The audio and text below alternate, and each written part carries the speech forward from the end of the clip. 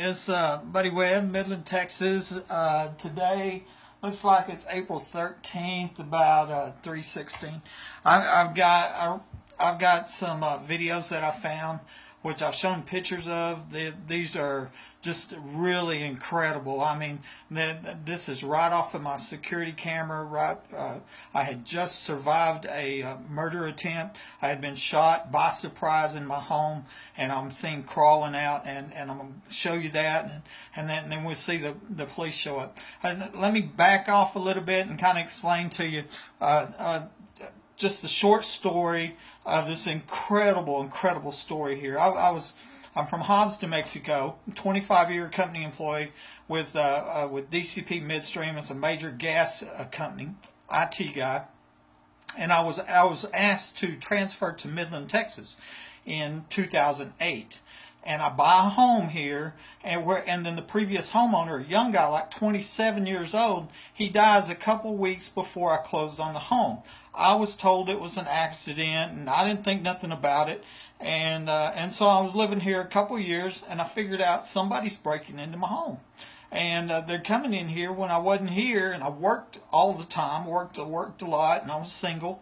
And but I'm also a real tidy, clean person, and think everything has a place, and so I'm the only one here, and when something's out of place, I recognized it, Of course, it only took me 2 years to recognize it, but anyways, call the police. First time I called the police was in November, I think, 9th, 10th, 2010, and we found a sliding glass door open that night on the first call to the police. Well, for the next 14 months or so, I changed all the locks out in the house and screwed windows together, put in some security lights, put in a few cameras, kept setting traps to see, if people were coming to my house, and I showed that in other videos, how you can figure out if a door's open, put a rock on the doorknob or whatever. But they kept breaking in my home, and I couldn't stop them. Okay. At the same time, I'm seeing behind my house was these. I live directly behind a Home Depot store, and there's a secluded truck unloading lane, a rock's throw from my backyard there, from my home. And I'm seeing these 18-wheelers show up in the middle of the night and not unload freight, and it's highly suspicious. And this is the best place to smuggle drugs or weapons, humans, or even terrorists from Mexico to Dallas. It's only 100 miles over to Mexico over there, and we're right here on I-20. And so anyway, I'm kind of putting that together, that, the 18-wheeler is the location of the house. And so anyways, in January 2012, I reported, and this was after a long time, it took me over a year to even come to the conclusion that there was a tunnel put in this house. There under this house, there was remote hidden access. And so I called the El Paso DEA, and I spoke with them on the phone. My phone records prove it. Go check it. Do a fact check. And I told them that I suspected a smuggling tunnel that had been put in my house, not to Mexico, and just 50 foot over there, that trucking lane, And then I told them everything that happened. I called the police. I couldn't get nothing done. And they're continuing to break in my house. They're committing felonies. I'm concerned for my life, and I've got a lot of evidence to back this up. And when they said, well, there's a Midland DA, so I turned around and I called the Midland DA, and I told them the same thing, the whole spiel and everything. And so I told them I feared for my life, and they never looked. To this day, the DEA has never been to my house, and that was in 2012, January 2012. And about 2 weeks later, I'm shot inside my home from ground floor level with burglar alarms going off, and I reported that at the hospital. And this is a lot larger story than all that. And so, anyways, I got these videos of me crawling out, the police arriving, and then them disabling the camera. What is real important, and I'll talk about that here more in a minute, is that when my attorney subpoenaed the police records, there's no records of police being in my house until February 1st, and I was shot on January 28th. Okay, and so what I found was pictures on my inside security camera, which were still pictures of a group of what I call police. There's no police report saying they were here, but they look like police, and I believe they are police, and several of them are tentatively identified. that got caught sneaking into my home, stealing evidence. They're searching drawers. I got pictures of this on my Facebook and timestamp pictures, and staging the crime scene of a capital attempted murder. I had just been shot by surprise in my home, and so I've had this for a long time, and I've kind of felt like the reason that I've dealt with such massive, blatant public corruption and literally censorship of the press here in America. I can't get this incredible story. I got police reports and I got security camera pictures. I got all the evidence in the world, and nobody's warning the public. I can't get none of the news stations to report this story, and there's a clear danger to the public because we got a gang of criminal police running around, sneaking in homes, stealing evidence from crime victims, and covering up murders or attempted murders. Something needs to be done about that. But anyways, on February 1st, I'm in the hospital, and a detective comes up there and has me sign a consent to search form, and we're going to go to your house and start the investigation. And I've got 2 hand-drawn maps to possible hidden entrance locations.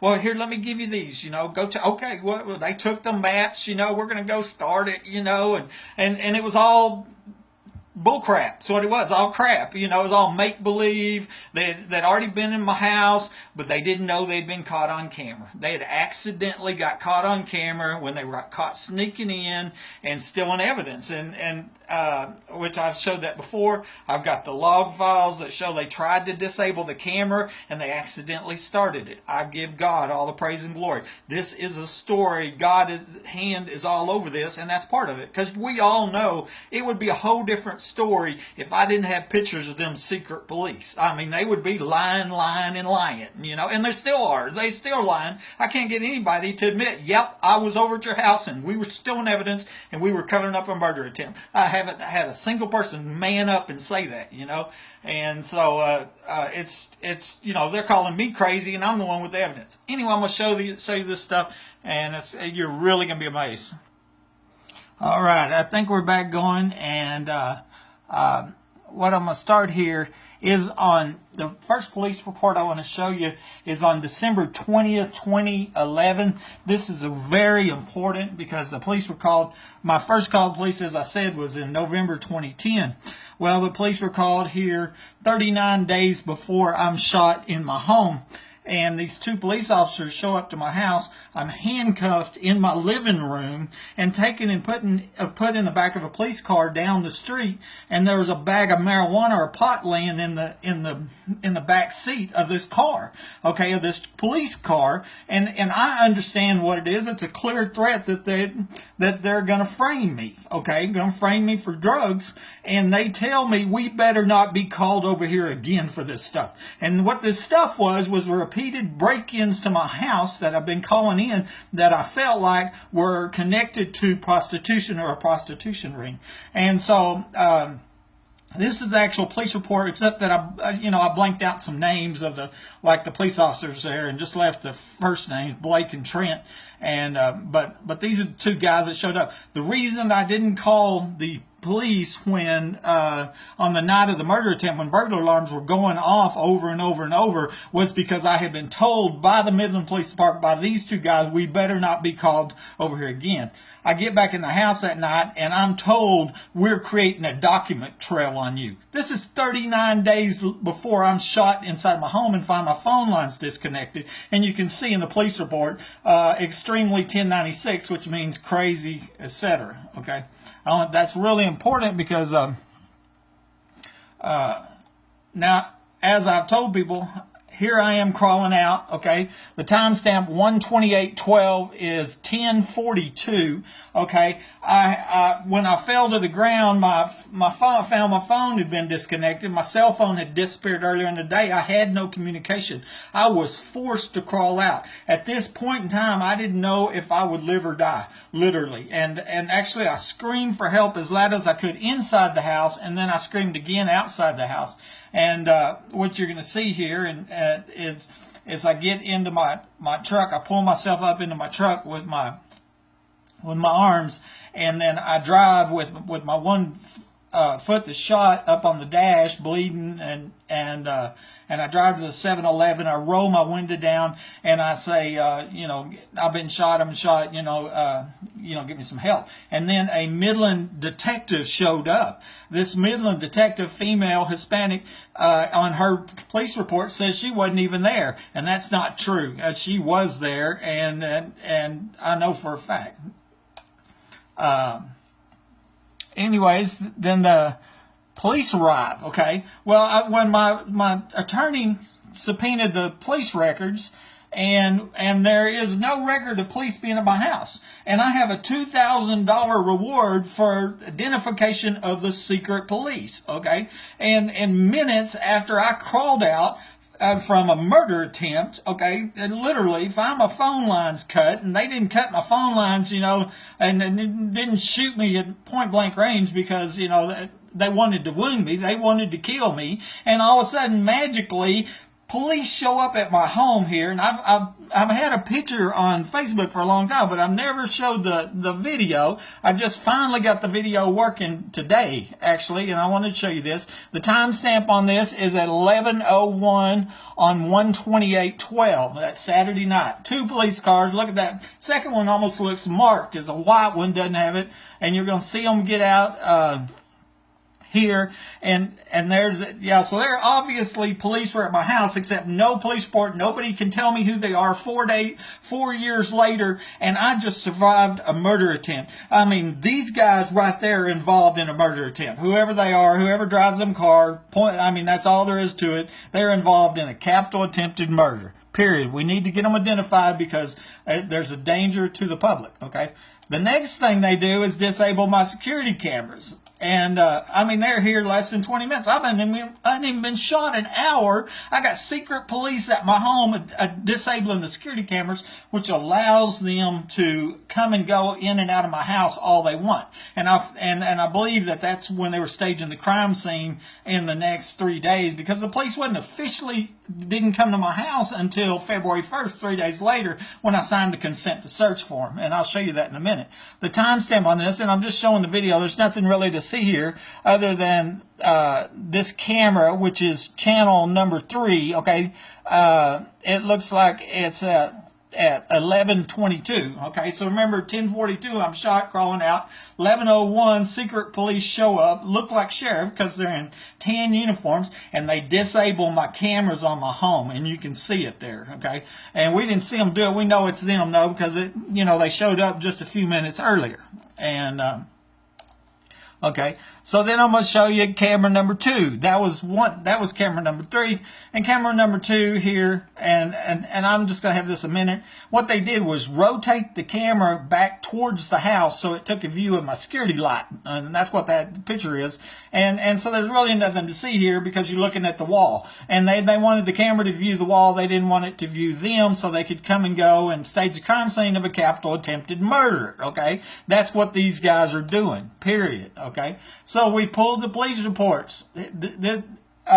My attorney subpoenaed all police records. Okay, this is their police report. This is showing 1/29/12. I'm shot at 1:28, but at 10:40 at night. So in another hour and a half, it was already 1:29. Okay.